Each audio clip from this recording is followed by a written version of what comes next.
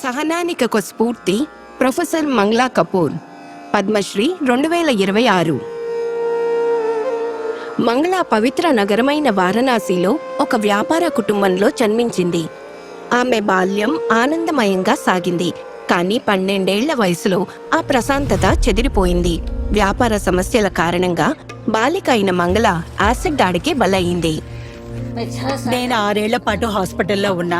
మా అమ్మ నా కోసం పోరాడుతూనే ఉంది. నాన్న ప్రోత్సహిస్తూనే ఉన్నారు. నన్ను ఇంత దూరం ఇదే తీసుకువచ్చింది. వారి లాంటి తల్లిదండ్రులు దొరకడం చాలా అరుదు. కానీ ఆమె సాధారణ జీవితానికి తిరిగి రావడానికి ప్రయత్నించినప్పుడు ప్రజలు ఆమె అజేయమైన ధైర్యాన్ని చూడలేదు. వారు కేవలం ఆమె మచ్చల ముఖాన్ని మాత్రమే చూశారు. నేను బయటికి వెళ్ళినప్పుడు ఎవరూ చూడకుండా నేను ఒక స్కార్ఫ్తో మొహాన్ని కప్పుకునేదాన్ని. ఆమె ఆత్మవిశ్వాసాన్ని తిరిగి పొందడానికి ఆమె తల్లి ఆమెను హిందూ మహిళా సంగీత విద్యాలయానికి తీసుకువెళ్ళింది. అమ్మ వాళ్లతో ఈమెను సితార్ నేర్చుకోవడానికి తీసుకొచ్చానని చెప్పింది. వాళ్ళు పాడమని అడిగారు. నేను నా ముఖాన్ని కప్పుకున్న స్కార్ఫ్ తీయడం లేదు. మా అమ్మ నన్ను గట్టిగా కొట్టి అంది, ఈ స్కార్ఫ్ తీసేసి పాడు. నేను భజన పాడాను.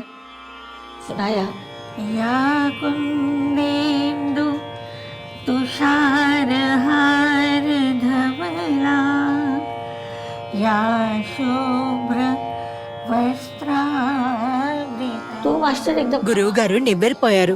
ఆయన ఇక్కడ నేర్చుకున్న అమ్మాయి ఎవరు ఇంత బాగా పాడలేదు, ఏమిక సితార్ ఎందుకు, బదులుగా పాడడం నేర్పించండి అన్నారు. ఆమె ప్రతిష్టాత్మకమైన ప్రయాగ్ సంగీత సమితి నుండి డిప్లొమాని పూర్తి చేశారు. మంగళకు స్వయం సమృద్ధి సాధించడం అత్యవసరంగా మారింది. ఆమె పిల్లలకు సంగీతం నేర్పించడం ప్రారంభించింది. చివరకు బనారస్ మ్యూజిక్ కాలేజ్లో బ్యాచిలర్ డిగ్రీ కోసం చేరింది. ఒక వేదిక ప్రదర్శన సమయంలో నిర్వాహకులు ప్రేక్షకుల స్పందన పట్ల భయపడి ఆమె ప్రదర్శన ఇవ్వడానికి నిరాకరించారు. కానీ ఆమె బృందం ఒక ఉపాయాన్ని కనిపెట్టింది. వారు సభా మందిరంలో దీపాలన్నిటినీ ఆపేశారు.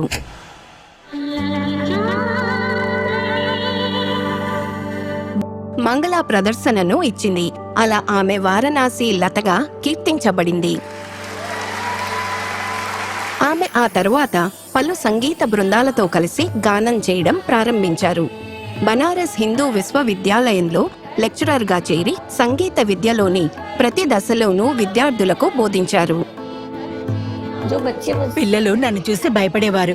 కానీ ఒక్కసారి నేను వారికి శిక్షణ ఇవ్వడంతో వారు మమైకం అవ్వడం మొదలుపెట్టారు. నాతో బంధం పెంచుకున్నారు. ఆమె సంగీతంలో PhD పరిశోధకులకు మార్గదర్శకత్వం వహించారు.